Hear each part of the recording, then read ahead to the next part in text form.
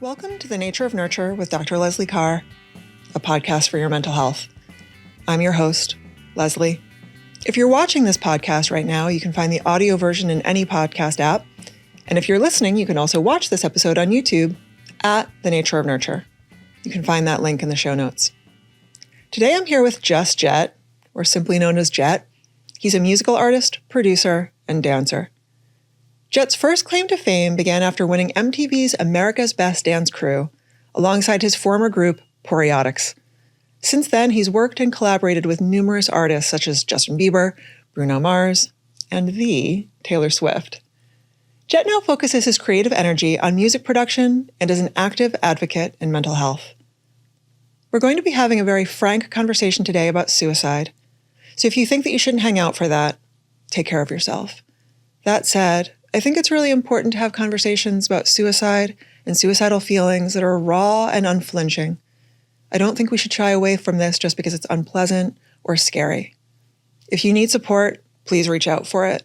In the US, you can now call the National Crisis Line at 988. With that, I want to welcome Jet. So Jet. How you doing? I'm good, thank you. How are you? I'm chilling. Thanks for having me.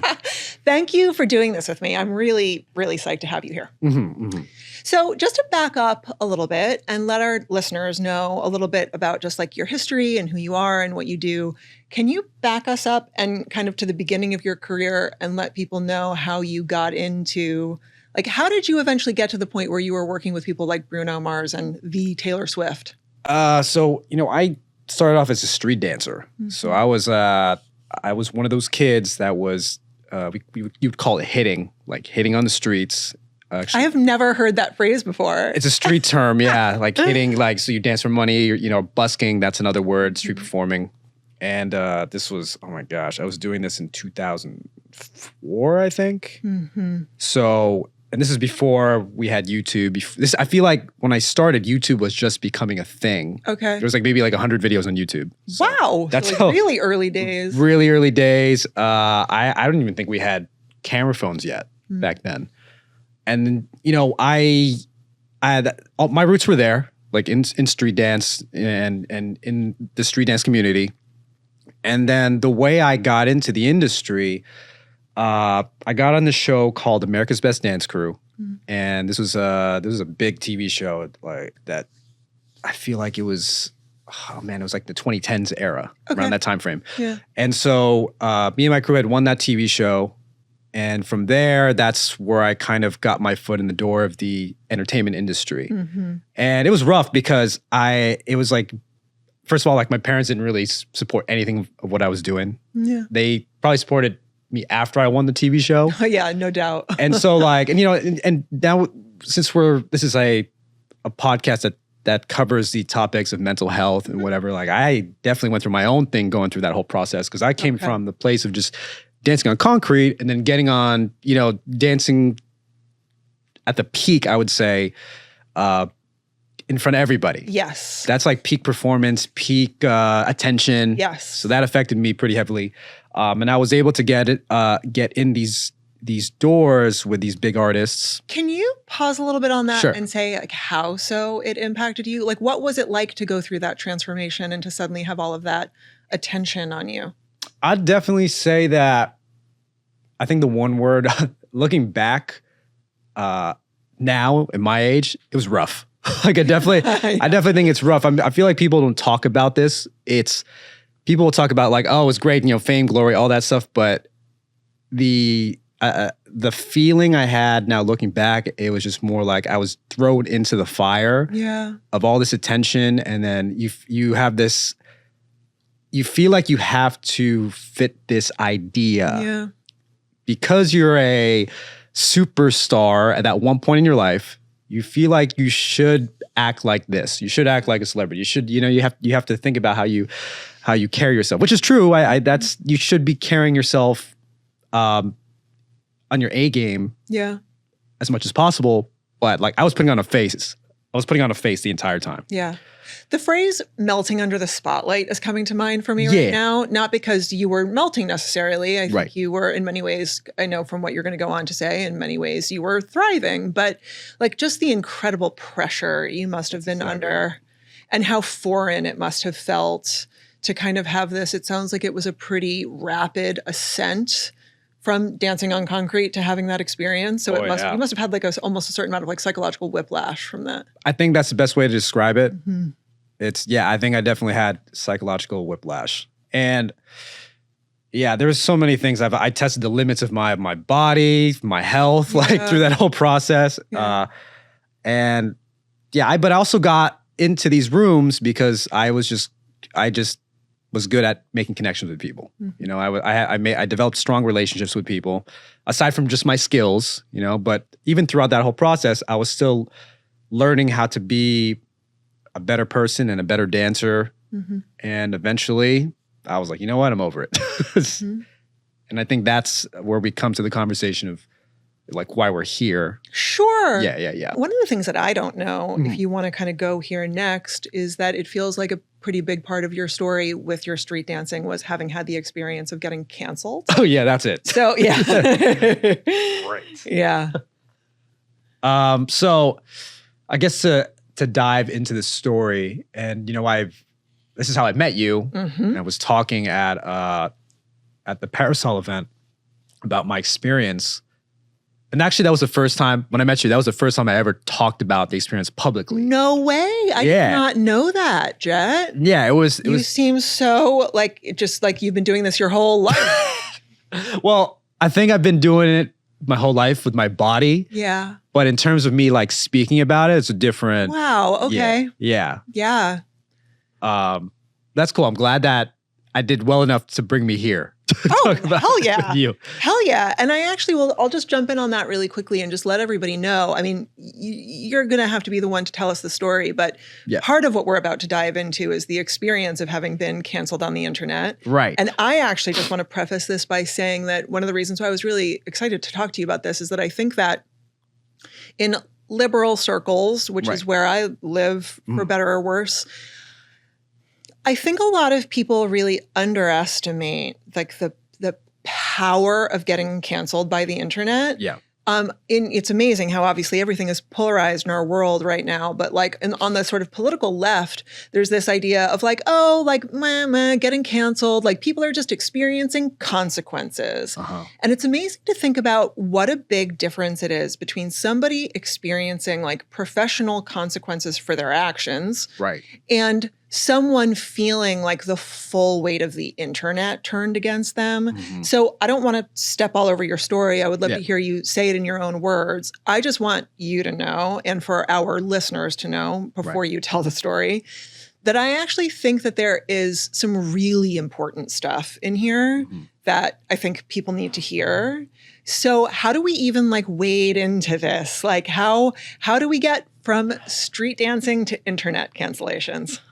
I think where this all started, obviously during the pandemic, everybody was at home and everybody was, how do I say this? Everybody got very emotional during that time. Yes. You had the situation. And everybody was also captive to the internet. Yes. All our attention was focused on what was going on. So we didn't really know what was going on outside. We were watching the news. We were watching, we were just pretty much fed whatever the media was giving us at that time. Right. So whatever, and the way I see media after this whole situation, media is a business. The media thrives. They make money off your attention. So of course they're going to throw stories at you that, and captivating tagline stories that are going to keep your eyes glued to these outlets. I can't say TV screens anymore because everybody's looking at their phones and. Yeah. Yeah. But the economy of like clicks and shares and likes, and it's big money. Yeah. It's big money. Yeah. And that's something that I identified after the pandemic, or even during the pandemic. That's what I was watching. Right. So obviously there was we had the situation with George Floyd that happened during that time frame, and Black Lives Matter. So, and this is what's going to lead. With that being said, I'm going to segue that into how that got me canceled, basically. Sure. So during that time frame, there was a big commotion discussion about people of other races people outside of Black culture, like myself, I'm Filipino, all right, who quote unquote stealing from hip hop culture. Yeah. So there's a big talk about that. Yeah. And, I guess you can say that I was outed for that. Okay. I myself, a bunch of other dancers who were of non-Black descent, who were quote unquote targeted and potentially canceled because we had high follower counts. We were making it in the industry which in our respective positions in the industry, if you could say that. And so, and I think in that time frame, I was very, I don't want to say I was vocal, but I was one of those people that was just like, wait a minute, hold on. Like, I'm allowed to question this because, yes, I'm a part of hip hop culture, but I've been in this game for more than 20 years. So it's like, and it's like, I understand the emotional, how do I say, I guess the environment of the time. I get that. But at the same time, it's like, wait. Like, am I not allowed to question because I have contributed to this scene, to the culture. Yeah. For such a long time. And then you had this event happen, and it's like, wait a minute, like, does all the time that and effort and even money, because I've invested money, I actually through events for the scene, I put tons of money into these events and contributed, and it's like, wait, does that not count because of my skin color? And it's like, I think another thing too, and I'm going to dive into the exact story, but sure. If you allow me. Yeah. By all means. Yeah. If you just allow me to put out the subject. Take your time. Yeah. And going back to me questioning, all of this whole thing, and this is before me being canceled. I'm like watching what's going on, and it's like, and this goes back to me with my question, like, wait, did my time and contribution matter? Because if I'm not Black, it's that these are the things that were going through my head. Well, it feels really fraught to me just thinking about the fact that, like, you're a professional dancer. Right. I think to sort of be accused of cultural appropriation for something that you have been doing professionally for 20 years. Yeah. Like, it just feels fraught. It feels really fraught. Yeah. And the thing, I think the other thing too, it's not even just being professional, but like I had built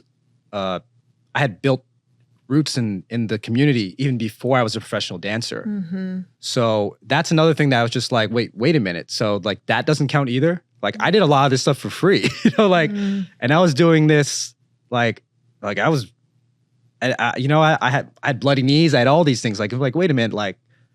Yeah, it's like you'd paid your dues. Yeah, I felt like I paid my dues, bro. Like, you know what I'm saying? So these are the things that were going through my head. And in that time frame that I actually got like canceled, and this is where I'm going to dive into the story. Yeah, please. During that time frame, here's the thing. I already kind of knew that I think I was already on my way out of this dance industry. I've been doing it so long, and it's just, I think in that time frame, I was like, you know what? I think I'm going to start looking elsewhere. Okay. So what I did was like, I knew that the entertainment world was the last thing that was going to come back. I knew that, especially performing arts, and evidently it was. Performing arts was the last thing to come back in terms of the entertainment world. Oh, meaning kind of in a post-pandemic, not totally post-pandemic universe. We're still, I guess it's technically the pandemic is over, even though COVID is still here. Yes. But sort of like re-emerging from that lockdown phase, that it was the last thing to come back. Yeah, okay. Yeah, that's what I'm talking about. Okay. And I was like, but that's how I always thought. I was like, I always thought ahead. That's how I've always been. And I was like, okay, you know what? I'm going to go jump in the stock market because... No way. Yes. So I was just like, yeah, I mean, like, I was just like, this is my time. Like, I have to do it. And then, so I jumped in the stock market. I definitely made money there. But the consequence of that was I saw a world completely different than what my artist community saw. Because it's like when you look at the world from an economic standpoint, you see how things are really moving. And this goes back to my point of how I talk about the media and how like, the media is just basically they make money off of feeding you headlines and your attention. Indeed. Right. But my community, my artist community doesn't see it like that. So it's like I started to see things from a different perspective. And also when I was trading in the stock market, I was in rooms with people that I wasn't usually around. You know, I grew up liberal. So I was always, from me growing up, I was always around, you know, liberal arts people. But in the stock market, I was kind of rubbing shoulders virtually with conservatives, moderates, all different types of people. So I had a different perspective. And it's like, I think the idea of what, especially going back to how we see or how I saw conservatives, especially in the early Trump era, I was like, oh, these people are crazy. But then I'm in these rooms with these people, and everybody's actually kind of cool, and everybody's sharing information because we're all trying to make money. And in the stock market, you make money when everything moves together. That's the best way I can describe it in one sentence. I don't have to dive into the technicals of it. But that's a totally different podcast. Yeah, that's a totally different podcast. But it's like, if a bunch of people throw money into one stock, it's going to go up. Yeah, absolutely. They want that. Yeah. Everybody wants that. They want everybody to jump in, and then it's up to you to sell. If that makes sense, to get out. Sure. Yeah, and some people will lose when it drops. Yes. So it's kind of like you see a big wave in the stock, and then one super rich person will just sell and everything just drops. It's an interesting way to think about it. It is sort of this lesson in kind of mass behavior, right? That you've got things sort of moving in one direction or moving in another direction, but you kind of need people to sort of be like lemmings. It's a giant Ponzi scheme. That's pretty much what the stock market is, and it's a very extremely legal Ponzi scheme. That's the best way I could describe it. On some level, yeah. Yeah, in negative aspects, but you can, but you know, there's still positive aspects in a way where you can still make money off it. It's a money making investment vehicle. So, anyways, to cut it short, I saw a world from a different perspective. When I kind of came back around my artist community, and everything's done virtually, it's not like I was in person. You know, I started seeing that there was an organization in the dance community that was targeting, and this goes back to me talking about how people being targeted were non-Black in hip hop culture. Sure. And I see that they were calling people out, like, "Hey, you're stealing from our culture. This is wrong." All this stuff. Yeah. And there was a lot of people of Asian descent, and I have to be specific now when it comes to this because I'm Filipino. And I feel like what this organization was doing was like they're just targeting Asians. Okay. Yeah. So, and the thing is, and I have to dive in. You don't have to name what the organization is, but Right. I take it was a specific. So this isn't just like a person or group of people. It was an organization that was pointing its fingers at Asian people, I take it, namely Asian, effectively hip hop dancers, Yes. and accusing you of cultural appropriation. That's basically it. Okay. That's the best way to describe it. Yeah. Thanks for filling that yeah. explanation and filling the gaps in there for the audience. Just trying to make sure I understand. Yeah. That's good. So the thing is, it's like you have some people who are definitely culturally appropriating, but there are people like me who've been in the game for a long time. But I take it all kind of came down to a specific video, huh? So yes. Okay, so basically, this is the reason why I guess you can quote unquote I got canceled. So and then I'm gonna bring back my analysis. Okay. To it. But let's talk about this video. We can go back to the stock market. Oh yeah. The hot tech. Yeah. Oh no. It's less about the stock market, but like why I got canceled. Oh, I see what you're saying. Okay. Yeah. So there was so someone had reached out to me from the organization, and they're like, "Hey, we want to talk to you." I'm like, "Oh, great! Is it my turn?" Because there was a video that I had posted during the pandemic. There was a video that I posted of me dancing in Nigeria, and there was a video of me dancing in Nigeria in 2019. This was pre-COVID. Yeah. And I posted this video, and then but I think they reached out to me because of the caption that I wrote. Okay. So the caption that I wrote, basically, I talked about what was happening in Nigeria at the time. Uh-huh. So what was happening in Nigeria at the time was there was the government hired a paramilitary to kind of handle business. They gave these people guns, and these people basically, what's the word for this? It's not overused, but they took advantage of this power. Okay. So they basically took advantage of the government. Like, all right, we're going to use these guns to steal. We're basically going to just be our own bosses, basically. So they started shooting and stealing from people and whatever. And I was just like, and all my Nigerian friends, granted, when I was in Nigeria, I made a lot of friends out there. You know, I had a great time. I was judging an event out there. And so I was just like, I'm seeing what's happening in Nigeria at the time. I'm like, yo, like, this is crazy. I'm going to talk about it. So I re-upload this video from 2019 of me dancing in Nigeria, and then I write this caption. But then I start to get hate for that video. Like, and the verbiage mostly was like, what the fuck is this? Like basically it was just like, you're cultural appropriating all these things. And I was like, in my head, I'm like, wait a minute. But I posted this video in 2019. I got mad love for it.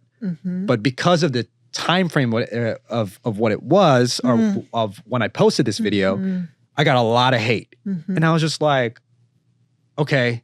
I was like, oh, okay, this is wild. All right. So in that time frame, I had someone from the organization reach out to me and like, hey, we want to talk about that video. And I was just like, okay, yeah, sure. Let's talk about it. You know, I'm like, okay, cool. You know what I'm saying? And I get on an IG live with one of their members. Okay. And I thought it was just going to be like a talk. Like, we're just talk about the video. But then when I got in there, I realized that I got baited into basically like a cancellation session. Oh my God. So basically that's what happened. So basically to summarize it, in that time, in that video, I basically just was caught off guard. Sure. So yes, they wanted to talk to me about the video, but they were there to like basically just like burn me at the stake at the same time. Yeah. And so they were saying things like, hey, like that video, that how do I describe this? Like, I'm going back into my head, I'm like realizing the trauma again. Yeah. But it's they were basically in one sentence, they were saying things, or this person that I was talking to was saying, like, you shouldn't be posting up that video. You should have a black voice posting up that video if you're going to be talking about this. And I was just like, whoa, dude, like, yo, like, and it's weird because when I posted that video in 2021, again, I had a lot of the Nigerians supporting what I was doing because they knew that I was about the culture. I was like, because it was weird because like they basically like took me in, like as an outsider because I was so into what they were doing. They took me in and I had all the support, but then I had people in America saying, how dare you? That's culture appropriation. You know what I'm thinking about right now as I'm listening to you speak, is I'm just sort of thinking about the moment that we're in currently, which happens to be, October 20th, 2023, just to timestamp the recording of this video. Yes. And tensions in the United States right now and across the world are just so completely flared because of what's happening. Everything is just on a razor's edge.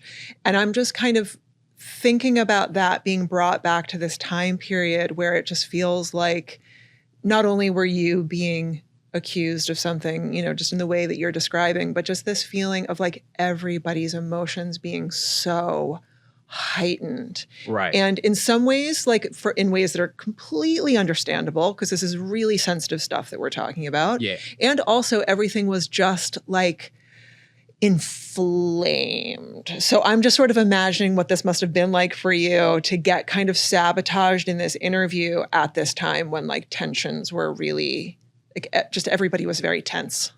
I would like to come back to this topic, but don't you find it interesting how it's this emotional stress and reaction to everything it's happening again and again? It's like you had that situation, you had. My observation is it's a very common human thing to have a reaction, like a overreaction to things. Yeah. I don't want to say overreaction. You're granted, people can react as they want to. Well, and overreaction is, I'm with you that it's kind of a tough label. And yet there's something I think very real about the fact that things start to feel irrational. Like I got on Instagram Live the other day just to talk about the polarization that I was witnessing because one of my areas of expertise as a psychologist, sort of unfortunately for me, is political polarization and looking at how the internet, like internet behavior, fuels this polarization because it starts to become almost like road rage. Like I know someone else that was canceled during that year one lockdown. And I know that one of the things that happened for her was that she said something, I'm not even going to get into it because it's like, this was like a massively viral video. Oh, wow. She was caught saying something on video that someone perceived as racist, and in some ways understandably so, but it got like, well over 1 million views. You know, at this point, I don't even want to know how many millions of views this thing has gotten. And what people didn't understand was that if you actually knew more of the backstory, her individual statement taken totally in isolation was like there was a meaningful amount of context that was missing. Long story short, it's just like in a universe where the internet starts doing its thing, we enter this territory where it's almost like we go back to the Stone Age where people are getting, people get stoned. And there's this kind of, what's the phrase that I'm looking for? It's almost like death by stoning, like without a jury. You know what I mean? Like you don't really like look at the evidence and come to a rational conclusion. Right. The internet just starts doing its thing, and the internet is a beast. So I don't know how much of that is what happened for you. Like, did you sort of feel like you kind of got digitally stoned? Basically. Yeah. That's how I felt. And I think just to go back to that, the conversation of being in this IG Live with the organization. Now, I was in there and I was talking, and this whole time, and this is how this is why I say I felt like I was baited, because in the conversation, and here's the thing, in IG Live, when you look at a video when it's saved and reposted, you watch it later, you don't see comments. You just see the conversation. Exactly. But in that time frame, I see all these comments of people talking mad shit at me. Like, oh wow. And I had people who were like people that I hired, people that I work with and traveled with for years. These were all people that just like that I thought I was friends with, who were attacking me. Can you give me a sense of just even like one thing that you remember somebody saying? Like what kinds of commentary were you watching roll through the feed? It was basically, before I get to that, I'm gonna, I feel like for my brain to make sense in telling this story. Sure. Basically, the reason why I guess I got canceled is because this organization had reached out to a lot of people and all of them just said like, oh, I'm sorry, like, I'm sorry, but I didn't say sorry. And I think the reason why I didn't say sorry was this person I was talking to, she had said what I did was an act of white saviorism. And so I was just like, I'm like, wait a minute, I'm not even white. Yeah. But I think in that time frame, I think Asians were like a white adjacent. So yeah. Like, and it's like I can understand that maybe for maybe Chinese, Japanese, but I'm fucking Filipino. Here's the thing, and that's what it made me question my own history and ethnicity. I'm like, wait a minute, dude, like I don't think you get it, but Filipinos have been colonized and raped by Spain, Japan, China for such a long time. We're pretty much we're more Mexican, Hispanic adjacent than any other Asian, if that makes sense. So it's like, to me, it's just a really big sign of how ultimately irrational the whole conversation was becoming. Yeah, basically. Yeah. And so in my head, I was like, I ain't backing down. I'm like, I didn't say sorry. Cause I was like, that's not fair. Yeah. And I remember her saying that, like, what you're doing is an act of white saviorism. And I'm like, in my head, I'm like, dude, I'm Filipino. Like, I don't think you guys know what like Filipino is. Like, yes, I'm a light-skinned Asian, but like all my cousins, they're all dark-skinned. Like it didn't make fucking sense to me. So after that, well, I would say the aftermath, in that time frame, I'll just say that like I didn't back down. I was the only one. I think that's the reason why I got canceled, because I was the only one out of my community that said, nah, I'm not gonna fall for this shit. No. And like I'm standing by it. I'm standing by it. Yeah, this is stupid. Like I'm like this, like, first of all, like where I came from, like, dude, like I came from a lower class family. Like I came from a family that had everything and we lost everything. Yeah. So it's like, this isn't fair. Like I worked my way up. Me and my family worked our way up to get to where we're at. And even me being on the fucking concrete, working my way up to being in this dance industry as a professional dancer, like this isn't fair. I'm not gonna back down to bullshit like this. This is not fair at all. I don't care about like identity politics or whatever. Like at this time frame, it's like, yo, like I put in the work. Yeah. And these people, a lot of these people in the organization, they weren't professional dancers. They didn't put in the work. It's like they wanted to feel powerful as victims, as people who didn't make it in the industry. So it's like, this is not fair at all. And so looking back, I'm thankful that I did. I'm thankful that I didn't back down. I look to my past self and I'm like, awesome. I'm so glad you feel that way. Yeah.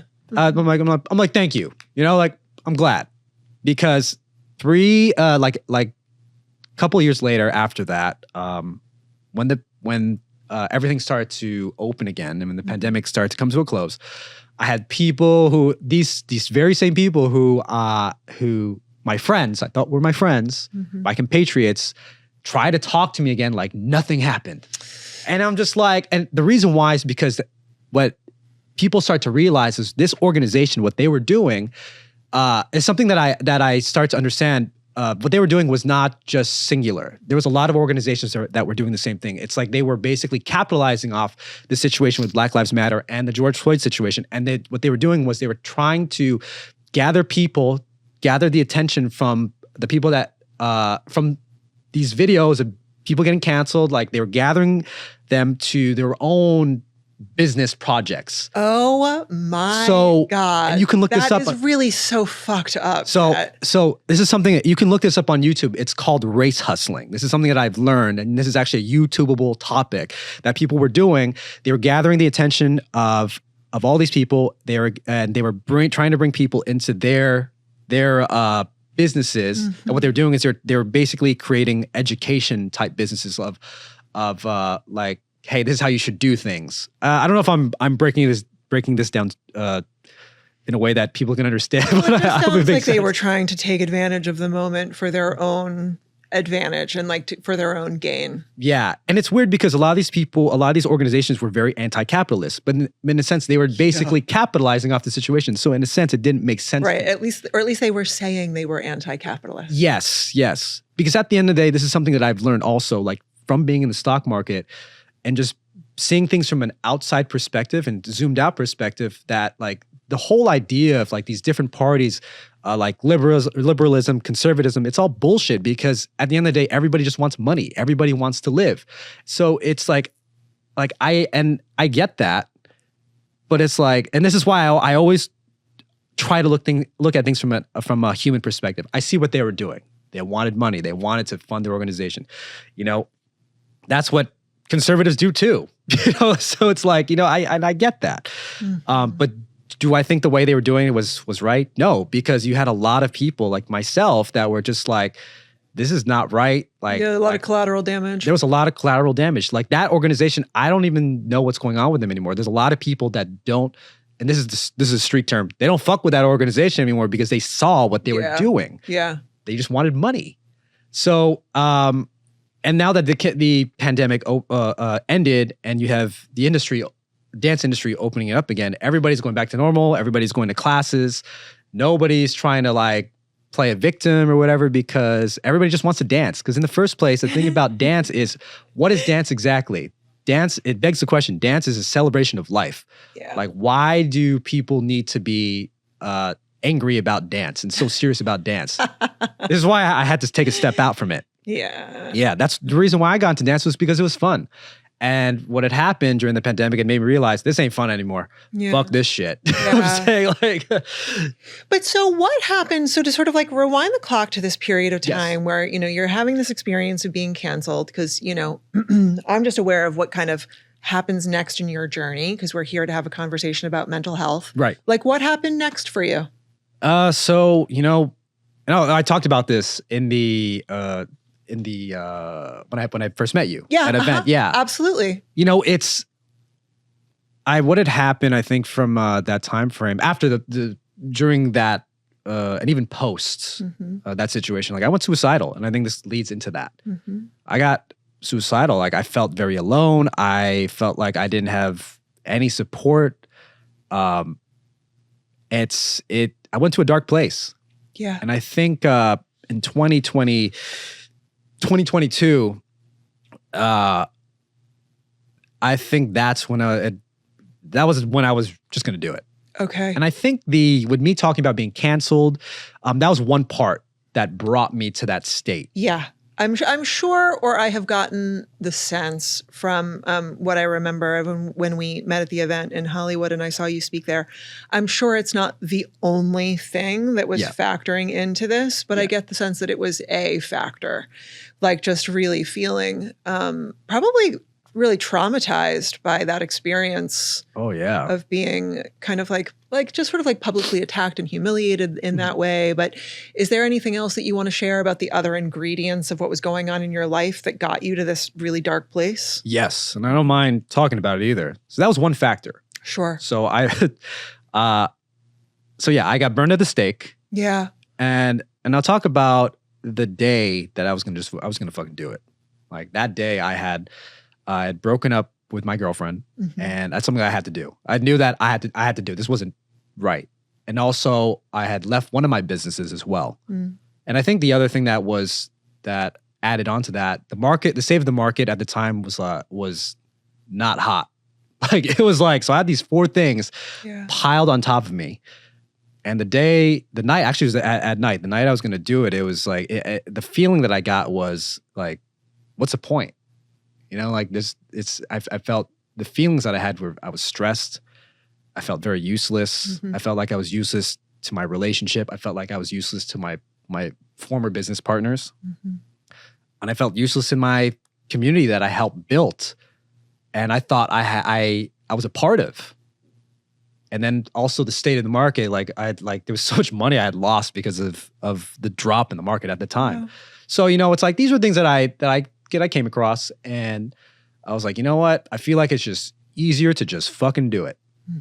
But I chose to stick around and just see things out. And then I think the story gets even more interesting after that. And I think from what I remember telling you. I don't know that I remember what happened next. Tell me. So during that time period, in 2022, last year, I was depressed the whole fucking year. It was wild. But there was something I noticed also was that there was a lot of people that dropped off that year in 2022.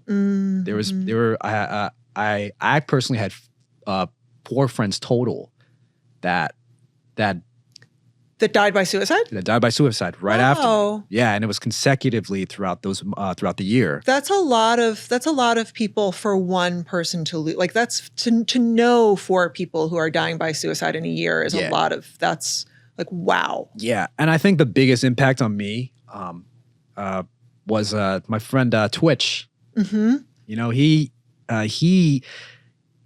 He passed in December.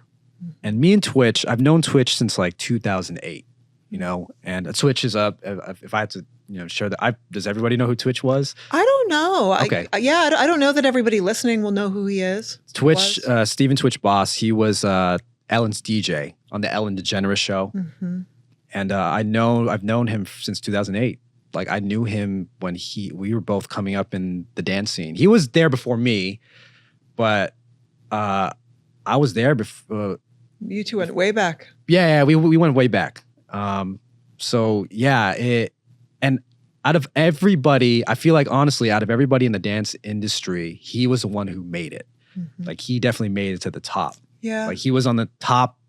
I mean, he was on, and he even the times when he was on the Ellen show, he took her place. Like he had his own segment on the TV show, and I was like, dude, that's fucking amazing. Well, and it's amazing to think that something that that I think a lot of people kind of can't really imagine or can't really appreciate is that just because he was at the top doesn't mean that he was having like a great time of it or an easy go of it. Like I think a lot of people sort of imagine that if you are at the top of your game as a celebrity, you've got it so good and everything. Yeah. But you know from firsthand experience that what it feels like on the inside can be very, very different than what it looks like on the outside. Yeah. I think that the reason why I felt extremely personally affected by his death. Well, obviously I was affected by all of my friends' deaths. But because I went through it, I went there. Yeah. And then just like, and then it made me more empathetic to like why, why didn't you want to stick around? But I think what had happened was like I had disappeared from social media in 2022. Mm-hmm. After everything that had happened, I was like, you know what, let me just disappear. Yeah. But when I came back, I wrote a note about like my experience because people were wondering like, yo, where are you? Because I used to post all the time. Mm-hmm. Like, where are you? What are you doing? People were worried. And then I was like, you know what? I'm just going to tell everybody. And I wrote this, I put up a note talking about like, I was seriously suicidal. And with my experience through it.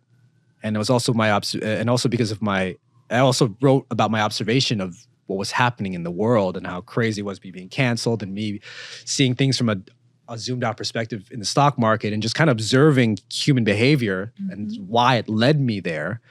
But I think it's because I had three friends, who committed suicide, and that actually pushed me to write about it. Mm-hmm. And then, literally a week later, Twitch kills himself. Wow. Do I think he read it? Yes. Do I think it was inspired? I don't know, but I know he read it. Wow. I know he did, and I think that's why I feel like personally responsible for it.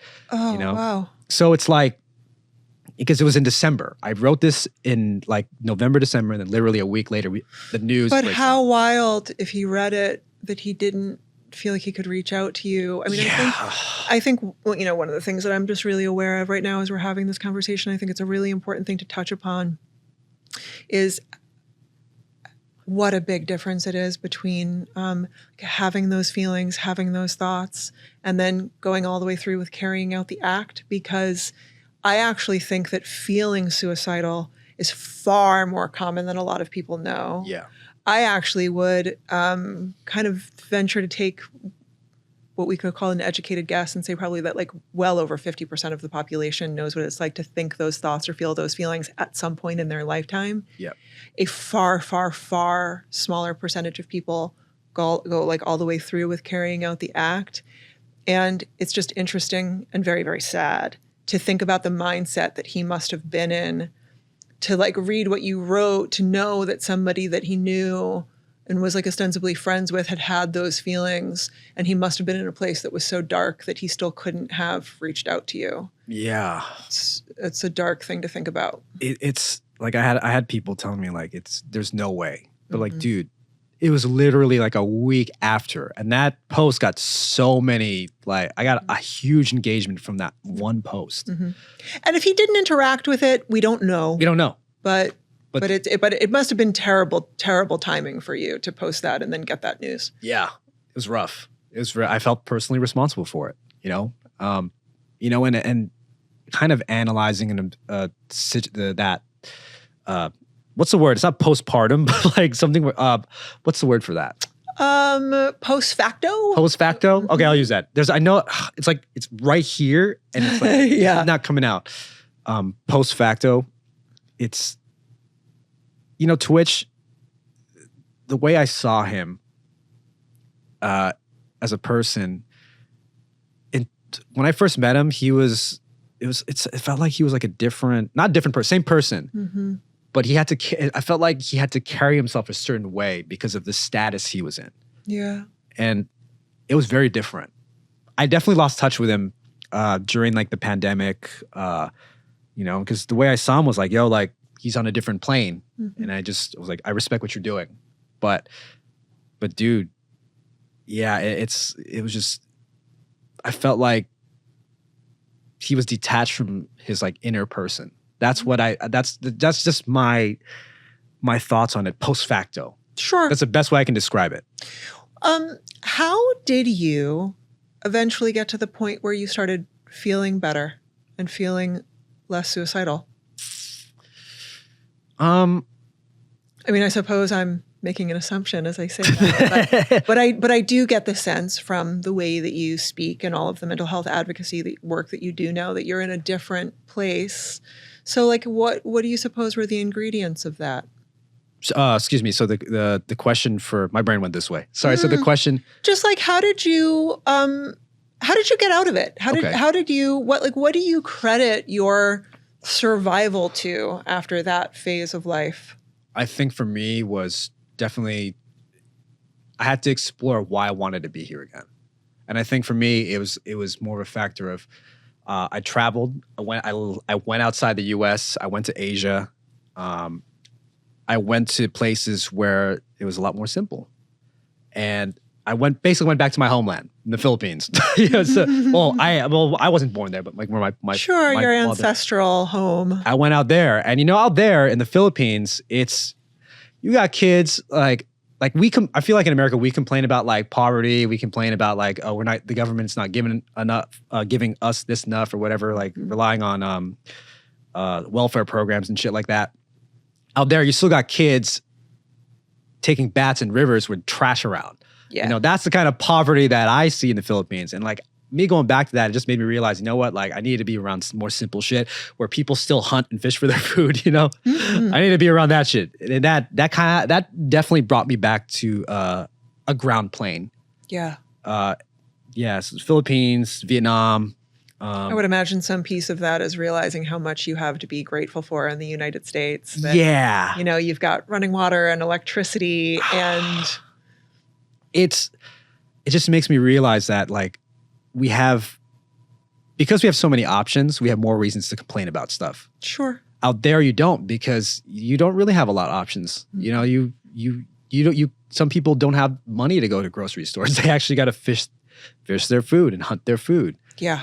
So I needed to be around that just to be grateful. Kind of have things put in perspective. Basically, yes. But aside from that, dance for me was an outlet, and it's crazy because the community that canceled me was the same place where that was my outlet. So it was just like, and I was like, I'm not dancing anymore. Like it just put me in a like, nah, I ain't doing that. So I think what even gave me more reasons to stick around was, I'm going to just focus on music. And music was something that I've been doing, and it was an outlet I feel like it was the last creative outlet that I could touch. I've done, dancing stuff. I've done acting stuff in this industry. I have a taste of it, but music was the last thing. So it's like I was constantly trying to find reasons to just like, okay, what I need to find a reason to stick around. Like, what's my fucking purpose here? And I think that's the reason why I look at as Twitch as an example. Mm-hmm. Brother had everything. Yeah. He had beautiful family. His whole life was on the internet. But then he takes himself out. Yeah, and I'll just jump in here really quickly and say that he kind of seemingly had everything and had everything on paper that we're told to want. But I think if you're missing the piece on the inside that gives you, joy, gratitude, peace, all of the things that are missing when a person is depressed enough to kill themselves, like none of it matters. It doesn't matter. Mm-hmm. It doesn't, all that shit, the cars, the money, all that shit, it doesn't fucking matter. It doesn't matter at all. No. It's so wild to me that, seeing that, mm-hmm. is why I went back to the Philippines. Because I have an example of this in America. Mm-hmm. My friend fucking self-deletes. I go to the Philippines and you have people that barely have it, that probably had no money, mm-hmm. they're fucking happy as hell. I was just about to ask you that and kind of just about to go there. That isn't that wild? Yeah. And I will say too that I don't think it feels so confusing, right? Because we are force-fed such an intense message that, in the Western world and particularly the United States, to make a comment that is very much so focused on American culture and society for a moment, we're made to feel like we have everything. It's like just the other day, this video, President Biden was saying, this is the most powerful country on the planet, and it's kind of like, yeah, but so powerful that we don't have, healthcare and that kind of stuff.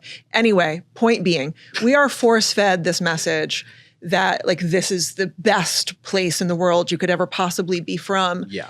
And meanwhile, it's actually a very broken culture and a broken society in a lot of ways. We have people feel extremely isolated here. We're one of the most sort of like individualistic and isolationist countries on the planet. Yeah. And the thing that's so wild is that you can go to places like the Philippines and see children that have nothing, that are like fishing for their food, like you're saying. They have much greater levels of joy. Yeah. And it's partially because they have sincere connection in their relationships, the support of their community. They're not given backwards notions that they should find joy in the largest flat screen TV. Right. We have it so upside down and backwards here. Yeah. And so I just want to really like emphasize that I so hear you. Yeah. And it's wild. Thank you.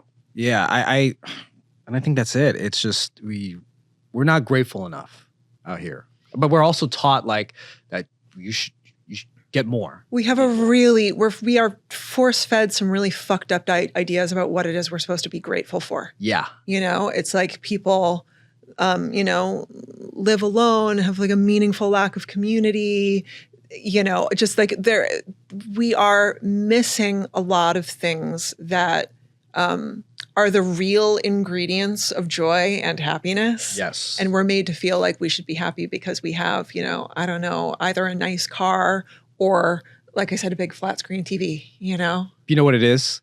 Is because having sincere connections, having a community, nobody makes money off that. It's true. Those are things that are priceless.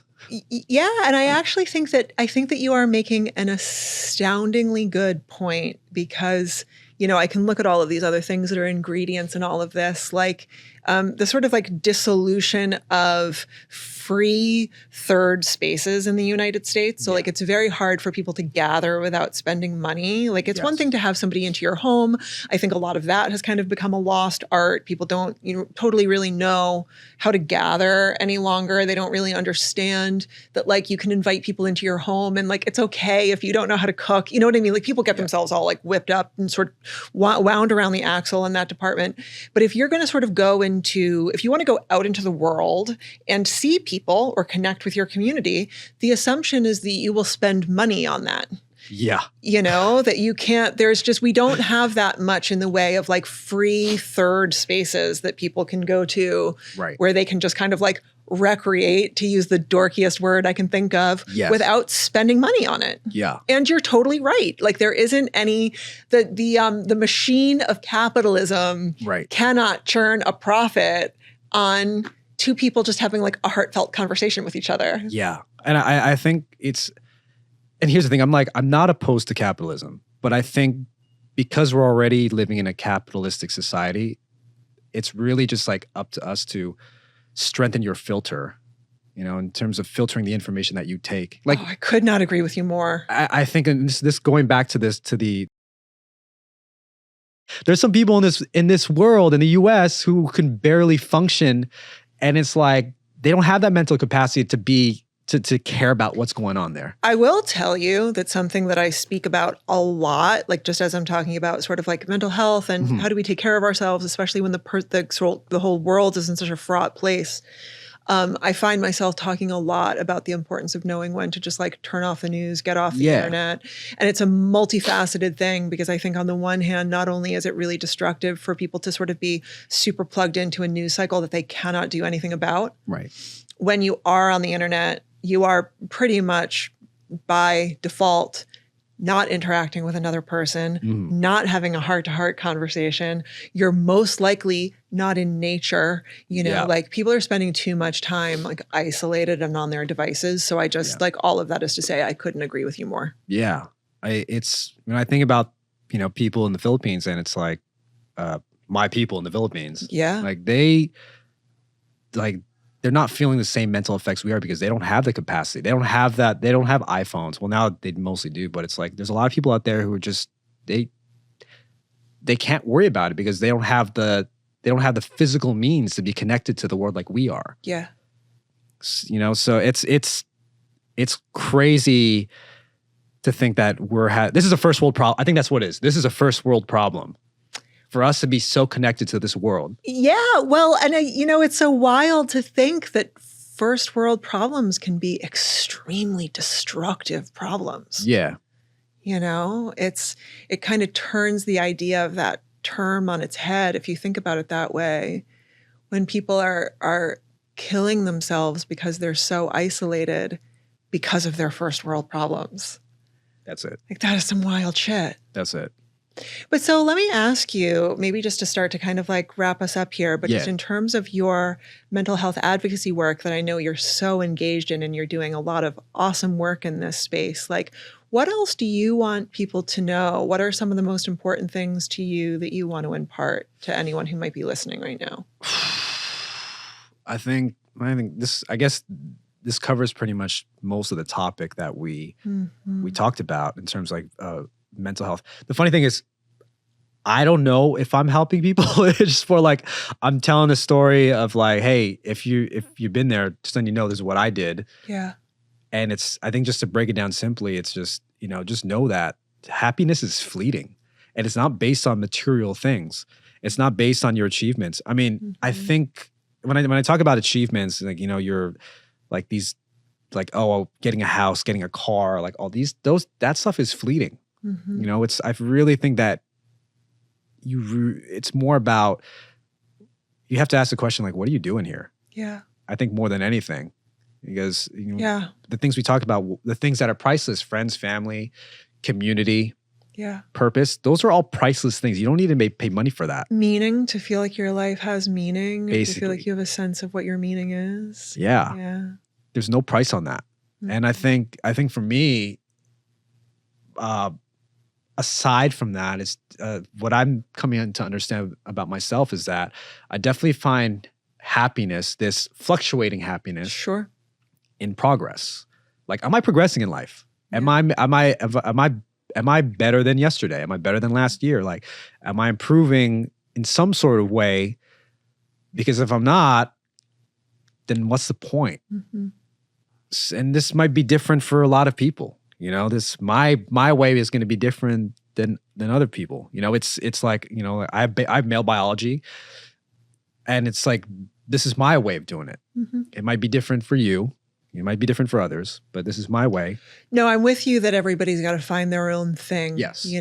And something that I'll offer is a little bit of a PSA here, just going back to this idea of like kind of wondering whether you're being helpful. I think you're absolutely being helpful. I think that having conversations like this is really, really important. And I think it's important for someone to have the courage to be out there in the world saying like, yes, I felt this way. I got through it.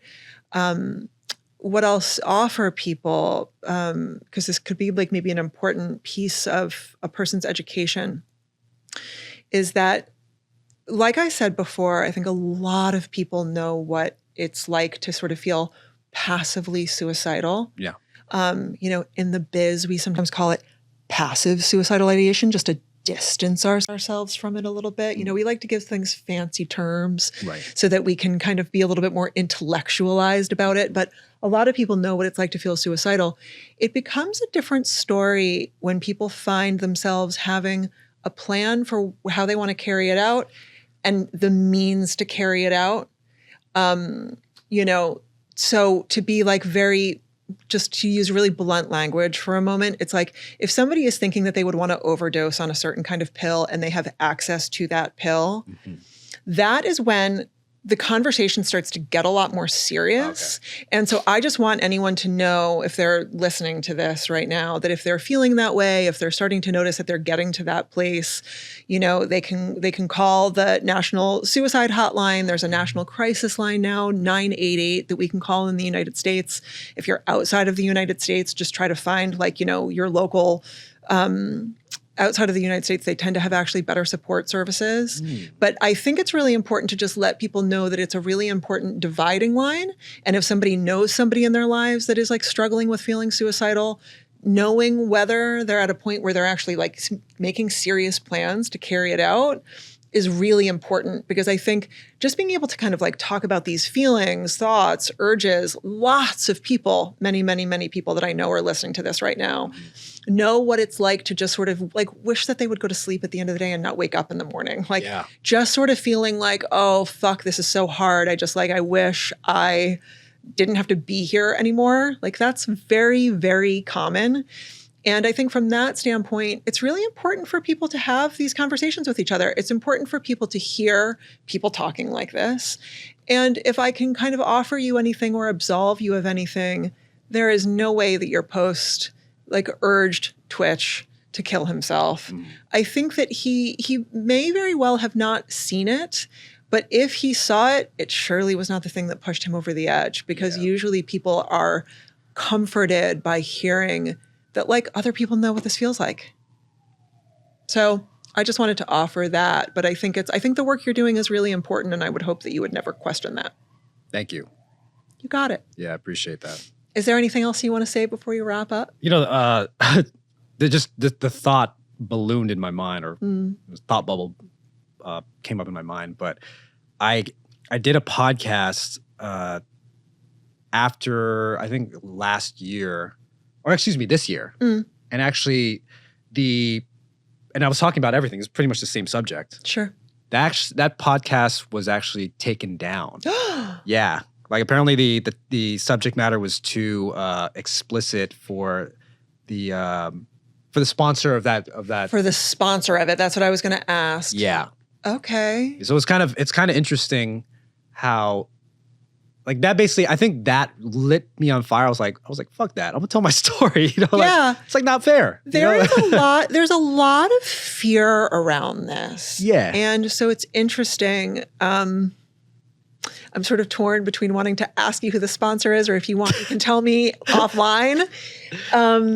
It's not to sort of throw anybody specifically under the bus, especially because I think that it is about fear. Yeah. I'm less interested in sort of maligning them, and more just kind of holding space for the idea that I think that for a lot of people, there's a lot of fear around having this conversation. There is a lot of fear that by talking about it, you're going to make it happen. Yeah. I just want to state for the record, that is not how any of this works. This is not looking in the mirror and saying Candyman 3 times. Right. When people are having these feelings, they are not urged to take action by hearing other people have candid conversations about mental health. Yeah. But I think that especially for a lot of organizations and those organizations governing bodies, then there's extra amounts of fear of what are we aligning our brand with, and for whatever it's worth, I just hope you'll keep doing what you've been doing. I think it's really important. Cool. Thank you. And I think this goes to show that I'm very about reality, and I feel like the more we coddle people and not let them face it, the more we're just going to go downhill. Yeah. Yeah. Well, thank you so much for taking the time to do this with me today. Thanks for having me. You've been watching or listening to The Nature of Nurture with me, Dr. Leslie Carr, and I want to thank you for joining us. You can find Jet at Just Jet across all social media platforms. You can find me personally on Instagram. I'm at Dr. Leslie Carr. Many thanks to Jet for having this conversation with me, and to all the people who worked behind the scenes to make it happen. Full credits can be found in the show notes. If you found this conversation valuable, please let me know by leaving a review or rating, or by sharing the episode with at least one person who you think might enjoy it too. You can also like or subscribe on YouTube or in any podcast app that you can get your hands on. Thank you again. I'll see you next time.